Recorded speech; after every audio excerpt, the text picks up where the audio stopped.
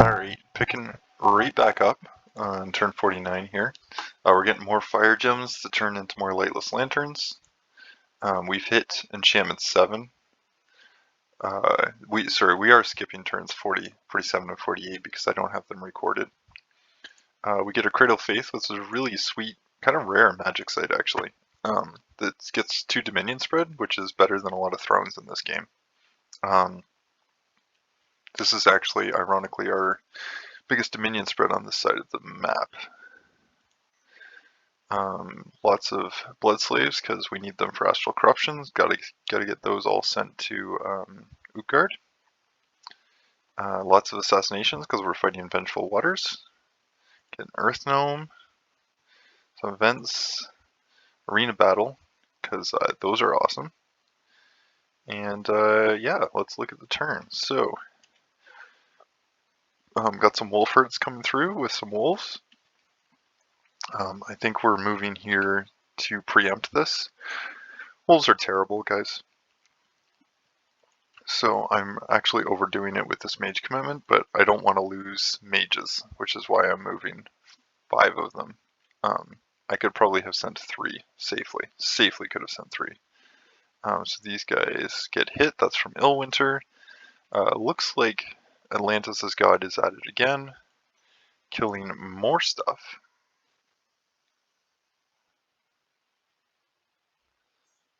This is actually like protecting Erythia in a way here, because he takes this province, preventing any army from moving here. We get attacked here by Relay, and this is actually like an army of sorts. There's a decent number of Mind Blasters. There's a small communion with 3 masters and 4 slaves. Let's see what they do. I think I'm not sure. Is Hormark? No, he's deliberately casting Hormark. So if I had sent any mages here, the mages would have been Hormarked, and because Astral Corruption's up, they would have been attacked by horrors. So his player's playing with the situation. His team didn't put up Astral Corruption, but he's going to take advantage of it and use it against me. We have the Amulet of the Doppelganger here, which gives Seduction ability.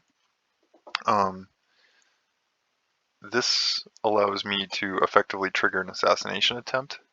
Relayan, like Cthulhu type guys aren't attracted to lizardmen. So I don't think I can actually get him on my side. Maybe I could if I had a Cat Charm. Cat Charm switches your gender from male to female. There's another item that switches your gender from female to male, and I believe that's the Bear's Claw Talisman. Might as well look at these things. Yeah. Is there a Cat Charm here? Yes. So the Cat Charm, it is said that a woman wearing this amulet will become more beautiful, and a man wearing it will become more feminine. So this is a switch from male to female. And then the Bear's Paw one, I don't know if I can make that one. Barkskin Amulet? No, that's not it. Lycan Throat? Nope. Okay, maybe I can't make that one. Or maybe it's Earth? Yeah, I don't think I can make this one. But you'll have to trust me that such a thing exists. So we're going to just let this guy sit on top of this fort and seduce one. And we're going to move a stack of assassins there. Not every assassin, because I'm worried that he's going to move to my cap next, because they've been clearing my, like this team has been taking out my cap PD like on a regular basis. So he probably feels comfortable that I don't have a huge dump on my cap. So I'm going to split my assassins 50-50 rather than committing 100% here. I did counter raid down here last turn, and I've now got a steady stream of chariots heading in this direction. Really, like I'm at, this is like pretty close to critical mass here in terms of like what I want to do. So I've got enough forces here, then I'm one turn popping these forts. So I went from here, pop this, then I can go here, then I can go here, and then ideally, like, I'll just end up with all these forts. That's what I'm thinking at this point in the game. It's a little frustrating because I'm getting attacked by so many ice elementals, and they are killing Sorrowmancers. It's just like 25% of Sorrowmancers die every turn. And I don't twice born any Sorrowmancer because I save my gems for reanimating chariots. I think I'm still getting hit by, yeah, sending lots of stuff to my allies, as one does. I think we still get hit by these Dreams of Relay spells. Not this turn, but he's going to pick it up again, and we'll be getting hit by more spells here. There's something, run into something here. Oh, I'm just, so, Midgard tries to raid, but I'm moving troops through. So, can't do that. Can't do that, unfortunately. Little raid from Relay here, probably no action. This is just under siege, so there's that. That's interesting. Okay. Pretty moderate raiding party, I guess. This is just because he didn't have his Dominion here this turn. So he gets hit by Ice Elementals.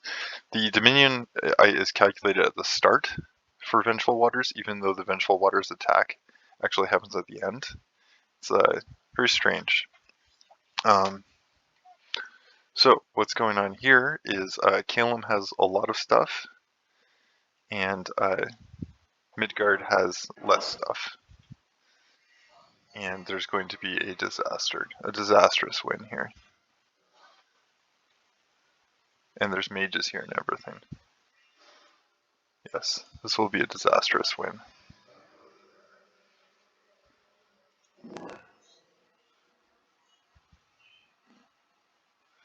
Wailing wins, lots of units, lots of flying units. Flying units get to the back, kill everything. And then also, it wasn't just that this army was moving here, it seems to either have been patrolling or this guy like stealthed in here and attacked this. So like heroic toughness, enchanted sword, astral serpent gives another additional attack here.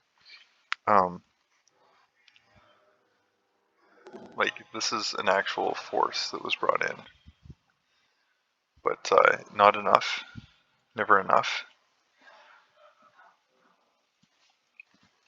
So Kalen with the plays, just consistently harming the efforts of Midgard to like put pressure on him, which is really like this is how you have to play against like an elf raiding nation. You have to kill the raiders sometimes in your own territory. Yeah, so I'm site searching here. Oh, this is under siege and it's popped. Fair enough. So Patala's got this. Atlantis has seen this and he's going to go for it. Lesser horror attacks. Small raid there. Angkok there. So we got a little bit of attack here. So he's going to communion up. That's going to cost some blood slaves. Maybe not. Oh no, it's not triggering gem usage. So these guys become slaves, but there's going to be no masters. Yeah, and then the attack, because it's just PD. It's fair enough. But then there is one Master Shigenja here. And the unfortunate thing about the Master Shigenja is there are Scrotty thugs here. And this guy has a Blue Dragon scale mail. I think it's just the one. We'll have to check the report. And I believe he's scripted, yeah. So he just dropped it there. He might have dropped it to one of his own units though. So that's not ideal. Now, he's got this under siege and he's popped it, which you would think is amazing. But the issue here is supply usage. 461 out of 110.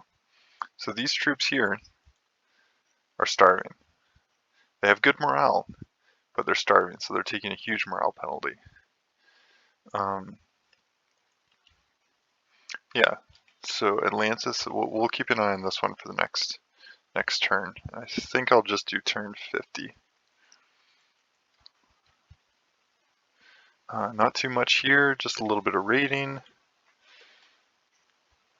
Just a little bit of raiding and dealing with raiders. He's got a Yod here. Just one temple. Just one temple. This province would be so valuable with a temple. And with an upgraded fort too. You don't want to have palisades are just targets, especially in the late age. They're just targets. Let's take a turn at 50.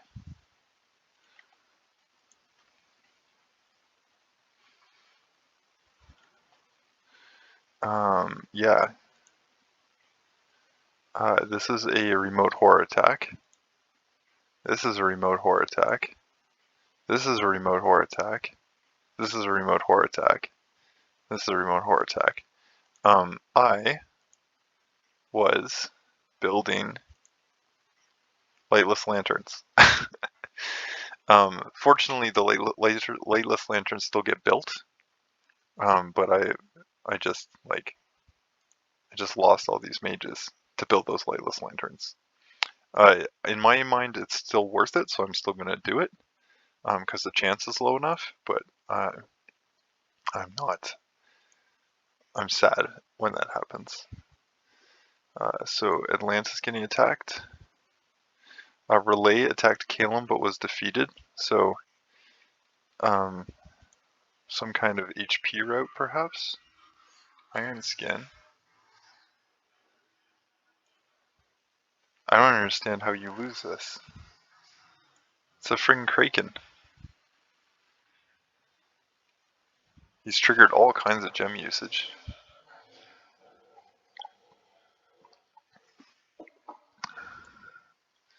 Wailing Winds is up.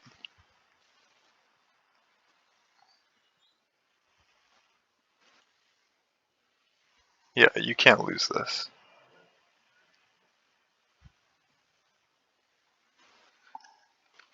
There's no way, right? Turn 25? What could possibly happen that he would lose this? Like, some of these mages could have been on advance and cast spells, that might have helped. But yeah, he's not clearing troops faster than they're getting generated. He doesn't have like an AoE or anything. Not that Soul Vortex would work, but the thing that would be nice would be a Fire Shield potentially, although it doesn't, that's anti-synergistic with Divine Shield.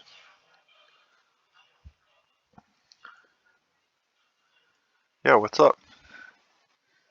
What's up? It's gonna time out. His troops still have all kinds of energy.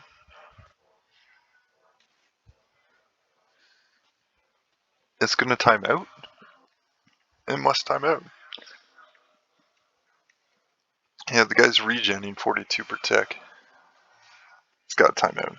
Sorry, we're gonna let this run, see what happens. I'm too curious. He does take all kinds of tick damage. Just little ticks. But there's chaff. The chaff is pretty steady. It's not like a ton of chaff. It seems to be increasing maybe a little bit. He can kill maybe 3 squares a turn, and it looks like he's killing maybe 3 units a turn, and it looks like maybe there's 4 or 5 coming in. And I'm probably miscounting that by a factor of 2 because I'm guessing this guy's quickened.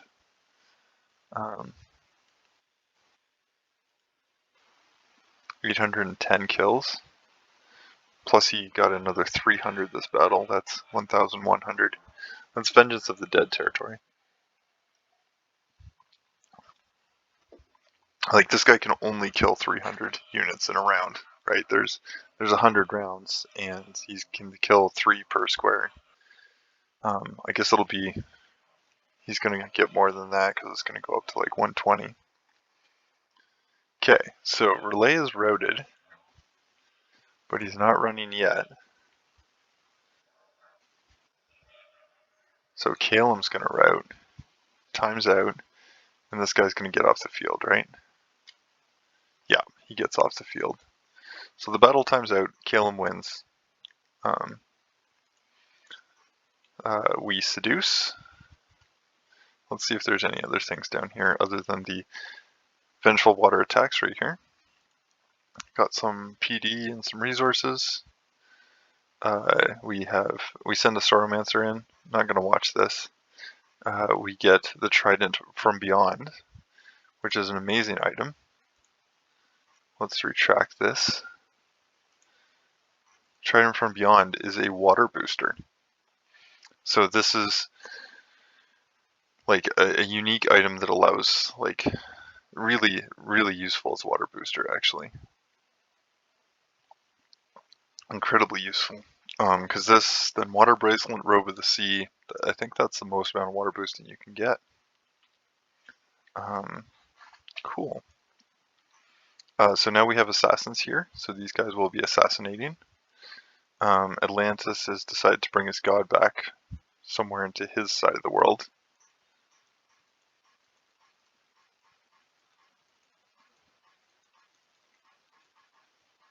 Don't know where Atlantis' god went, but I think it's heading back over here. We've got all our assassinations happening here. We have a battle inside a fort. Does he come out? He comes out, but like, you can't do this. Oh, there's Banefires landing. That did a lot of damage. Here's Shadow Blast coming in, and I'm gonna have enough Tramplers. Like a critical, like I have reached the point where I have a critical mass of units here. So Light of the Northern Star, Quagmire, like these are good spells, but I have a lot of units here, and I have a lot of mages. Like that's Air Shield. That's Mist Form. So Fog Warriors. Like he's got all these key buffs, but I've got a lot of boys that trample. Looks like I'm gonna lose a lot of them though. Yeah. So like I don't have army buffs. I have the wrong paths to have army buffs. So he loses 4 Rentus right there.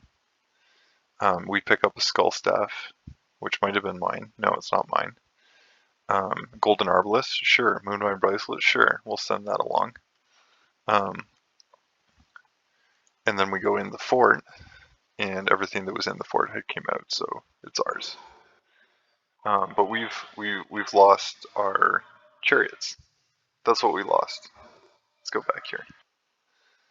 This is going to be a theme. So, what are our losses here?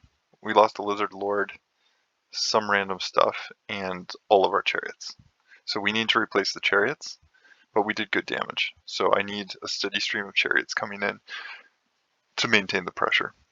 And we got another fort here. So we're going to temple all this, and we're going to try and get priests in here. And we're going to keep up the pressure. I think this guy's, yeah, Shadow Blast. Yeah, Death 5 Shadow Blast. It's a lot of pressure. So the Kraken comes here.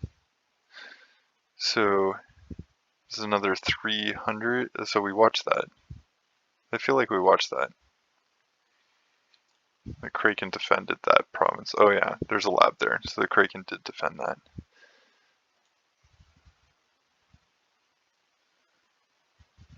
Yeah. But this is like Vengeance of the Dead territory for sure, because he's at 1,100. So he doesn't actually kill a lot of the actual units. They mostly would have tried to retreat, but unfortunately there's nowhere for them to retreat to. So that's a big loss for Calum right there, big loss. Little fights here, little fights here, little fight here, and little things. Calum's coming back in, Calum's coming back in. The Dominion here is low enough that Calum can safely come in. I think he's got his god here. Yeah, Mohenjo-daro is here with temples here and here. These would lower the dominion in these two provinces pretty consistently. There's pressure coming from the lake, but the lake there's a resistance term that lowers the tendency for dominion to spread outside of lakes. Not too much action here. Atlantis grabs a fort. I think this is their first one of the game. So Zabalba comes out. He's got like really small support troops here. And we've got a few forgiving fathers.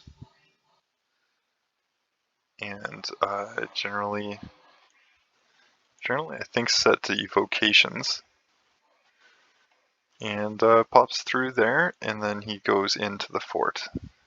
And there's nothing in the fort, because Zabalba has been dealing with Patella over here.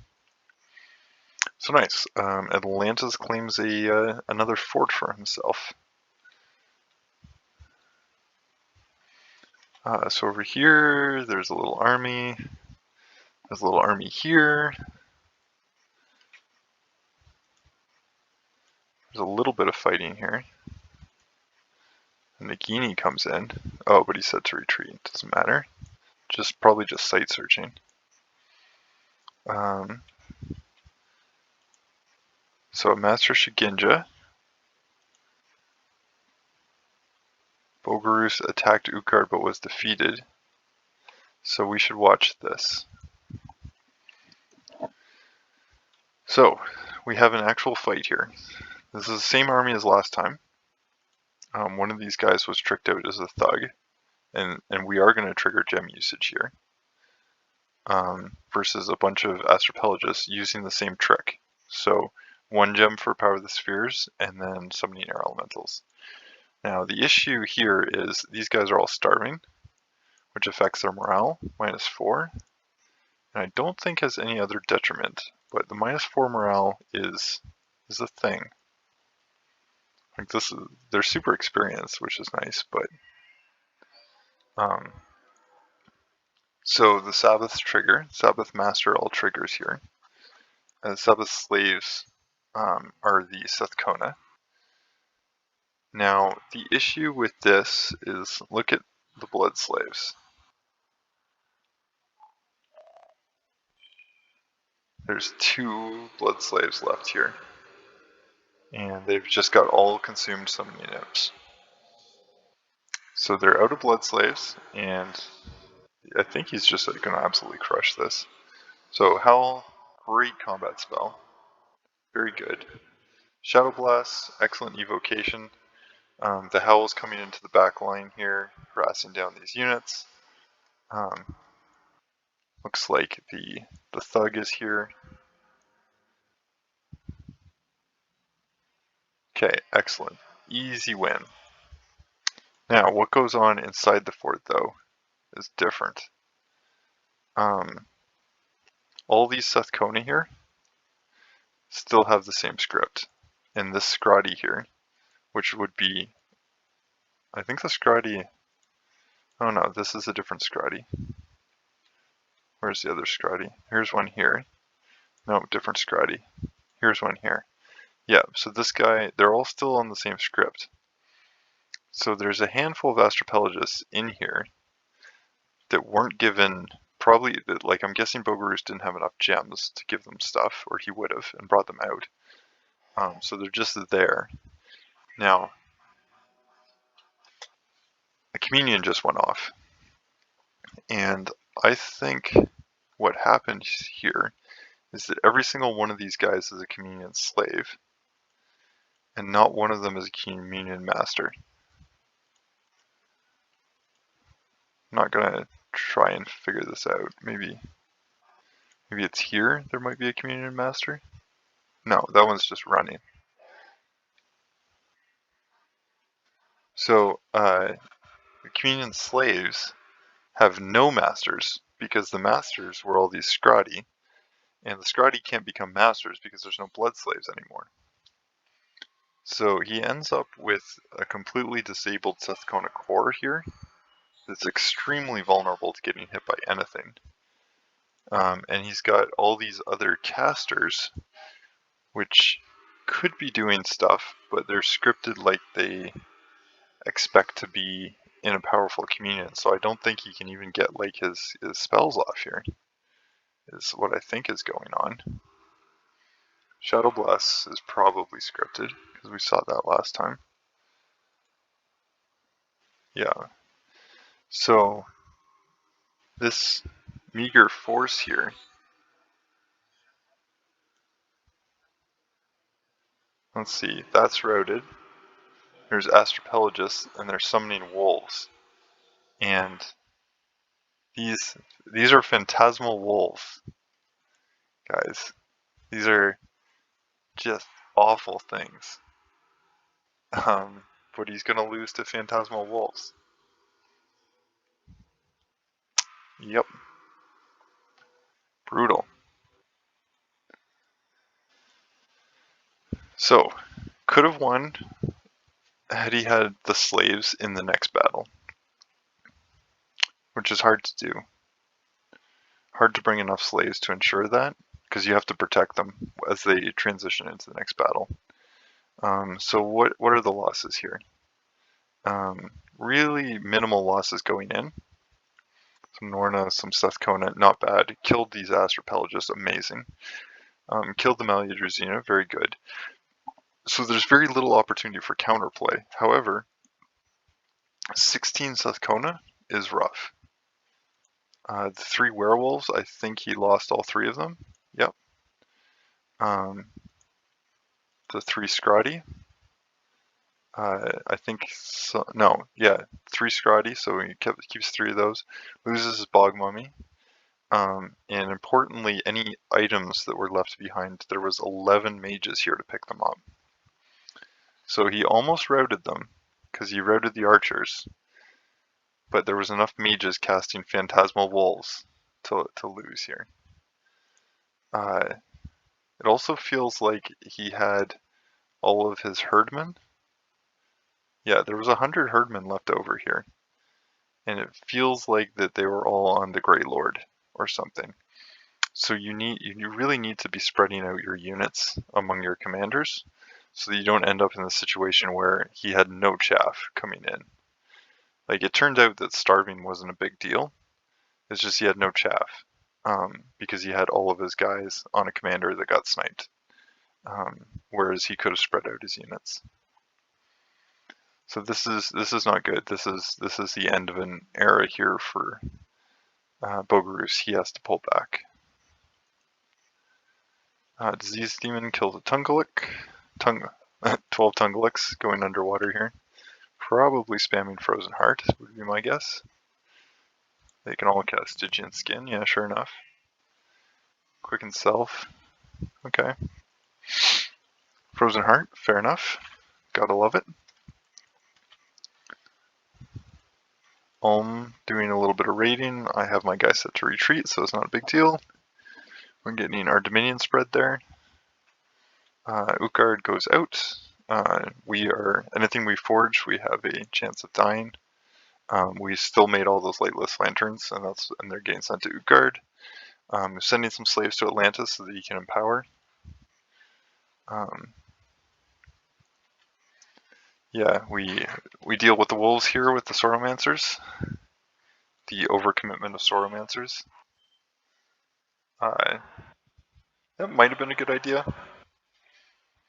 I could probably have used less Sauromancers, but I didn't want to have to worry about it. And the assassinations.